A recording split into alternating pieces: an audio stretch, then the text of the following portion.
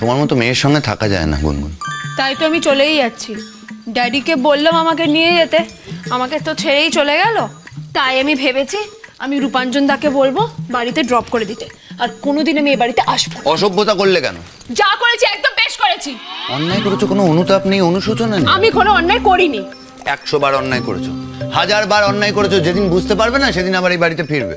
এই শোনো, আমি না কোনোদিন এ বাড়িতে ফিরবো না। আর যদি ফিরেও আসি আমি অ্যাটলিস্ট তোমার সাথে কথা বলবো না, তোমার কাছে আসবো না, ওকে?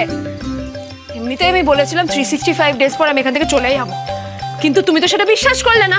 আমাকে এ বাড়ি থেকে তাড়ানোর জন্য উঠে পড়ে লাগলে। আমার খেয়ে দিয়ে কোনো কাজ নেই নাকি তোমায় তাড়ানোর জন্য উঠে পড়ে লাগবো?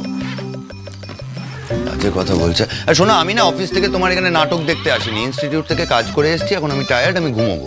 তো ঘুমাও না, কে আটকেছে তোমাকে? ঘুমিয়ে পড়ো, আমি তো চলেই যাচ্ছি। হ্যাঁ, যেখানে ইচ্ছে যাও, আমার বয়ে গেছে। কিন্তু এখন না, কাল যাবে। তোমার কথায় হ্যাঁ? তুমি কে আমাকে অর্ডার করার? আমি যখন বলেছি আমি এখন যাব, আমি এখন যাব, এক্ষুনি যাব, রাইট নাও। ব্যাপারটা এবার খুব সিরিয়াস হয়ে যাচ্ছে। আরে গুনগুনি তো শেষকালটা একটা গোলমাল করে ফেললো, ওটা না করলে আর একটু সমস্যা হতো। যা করেছে বেশ করেছে গুনগুন। ওই মেয়েটাকে জাস্ট আমি সহ্য করতে পারি না। তো আমারই ভুল হয়েছে জানো তো পটকা। আমি যদি তখন ওকে যেতে না দিতাম তাহলে কিন্তু এটা হতোই না। খড়কুটো সোম থেকে রবি রাত 11টায় স্টার জলসায়।